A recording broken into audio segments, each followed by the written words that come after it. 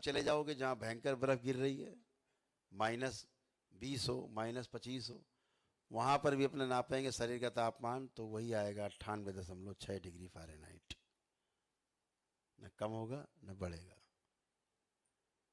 तो अद्भुत है व्यवस्था, यही धर्म है। इस धर्म को जब हम बनाए रखते हैं तो सुखी जीवन जीते हैं, और इस व्यवस्था को जब हम तोड़ते हैं धर्म को, तो हम कष्टों में जीते हैं, पीड़ा में जीते हैं। तो हमेशा जब नियम में चलते हैं तो हम सुखी होते हैं, नियम तोड़ते हैं तो कष्ट में आते हैं। तो इस धर्म को समझने के लिए, समझाने के लिए हमारा पूरा संत समाज है, जो दिन रात एक करके अपनी तप तपस्या अनुष्ठान जप तप साधना भी करते हैं, और हम सब के लिए समय भी निकालते हैं। तो आप सभी का बहुत बहुत अभिनंदन है। दरबार में पधारे आप लोग, और आज से अभी भी आते थे दरबार में जो लोग हमसे सीधे आके संत समाज के मिलते हैं और अपने लिए अपनी पीड़ा व्यक्त करते हैं स्वयं के लिए, तो उनको हवन करने की आवश्यकता नहीं होती है, पहले से कर रखा। फिर से घोषणा कर देते हैं, संत समाज के 1 लोग हों, चाहे 1 लाख लोग आएँ, चाहे 1 करोड़ लोग आएँ, उन्हें कोई भी हवन करने की आवश्यकता नहीं। दरबार की ओर से सब कुछ उनके लिए निःशुल्क है, रहना, खाना, चिकित्सा। तो हमने तो एक अभियान अभी चलाने का सोचा था कि हमें संतों से समागम करना है, निकल के मिलते जुलते जाना है, और ख़ास तौर से उन संतों के पास जाना जिनकी सूचना मेरे पास है कि बीमार हैं, तो उनको जा करके उन्हीं के आश्रम में वहीं स्वस्थ करना है, क्योंकि दरबार के पास वो शक्ति है कि उनको वहीं मौके पर भी स्वस्थ किया जा सकता है।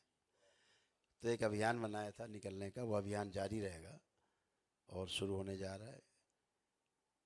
इस क्रम में हम बहुत हमारे वृद्ध संत हैं श्री पायलट बाबा, उनसे भी मैं मिला, वो भी अस्वस्थ थे। दरबार ने यथासंभव उनको भी स्वस्थ करने की कोशिश की है, और हम सब कामना करते हैं कि वो और स्वस्थ हों, पूरी तरह स्वस्थ हों, और सभी का मार्गदर्शन करें समाज का। तो इसी तरह से इसी क्रम में तमाम संतों से मिलते हैं और स्वस्थ करने की कोशिश करते हैं।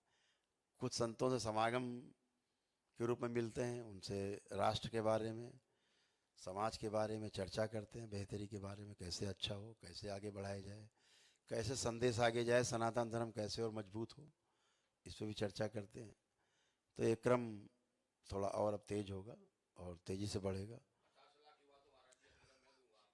धन्यवाद धन्यवाद धन्यवाद। आप आदेश करिए महाराज जी, 50 लाख युवा 1 वर्ष के अंदर आपको तैयार करके मैं नाभोज जी महाराज दूंगा, ये आपको आप वचन देता हूँ राम कृपा से। बहुत बहुत धन्यवाद आपको। और मैं विश्व भगवा रक्षक हिंदू संगठन का दर्शन कर रहा हूँ, मैं स्वयं देख रहा हूँ उसको, लेकिन हमारा दर्शन आज से दिमाग में ये आया है कि जो भी करूंगा आश्रम के लिए, बाबा आपके लिए ही करूंगा। इसलिए जो आप आदेश करें, ये मानिए देश में ऐसी क्रांति पैदा होगी कि उसे संभालना मुश्किल पड़ जाएगा, ये अंधभक्त संभाल नहीं पाएंगे महाराज जी। हाँ धन्यवाद बिल्कुल। धन्यवाद। तो जो ये दरबार कर रहा है, कहना अतिशयोक्ति नहीं है, क्योंकि दरबार सब जो अनुसंधान है आप देख रहे हैं यहाँ पे, जो किया है दरबार ने अनुसंधान, एक कलयुग में पहली बार ऐसा हुआ है कि कर्म भोग, हमारे जो कर्म स्मृतियां हैं, उनको आप स्वयं अपना अनुष्ठान करके अपने ही संकल्प से, अपनी ही प्रार्थना से काट सकते हैं, और वो कटेगा तो ही स्वस्थ होगा आदमी। अगर कर्म भोग कर्म स्मृति नहीं कटेगी, आदमी कभी स्वस्थ नहीं हो सकता। ये हम सभी के बीच में जितने संत रहे हैं, सभी की उद्घोषणा रही है, सबके अनुसंधान रहे हैं, ये सारी बीमारियां, सभी कष्ट और सभी रोग हमारे कर्म भोगों का ही परिणाम है। अगर हमारे कर्म भोग नहीं कटेंगे तो क्या होता था, हमारे पूर्ण गुरु हमको दीक्षा देते थे, और हम अपने तप से, तपस्या से, जप तप से अपने कर्म भोगों को अपने गुरु कृपा से काट लेते थे। और जब तक एक भी स्मृति रहेगी तब तक मुक्ति नहीं, मुक्ति नहीं मिलेगी। जब तक एक भी स्मृति रहेगी तो उसके आधार पर इच्छा जन्म लेगी।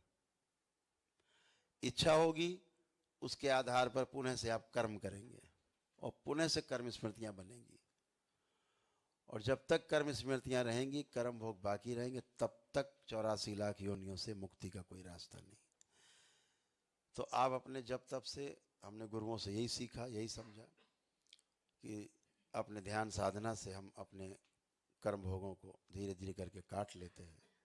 गुरु कृपा से गुरु हमारी क्षमता बढ़ा देता है सहने की, और हम कष्टों रोगों को, कर्म भोगों को आराम से काट ले जाते हैं और मुक्त होते हैं। तो पहली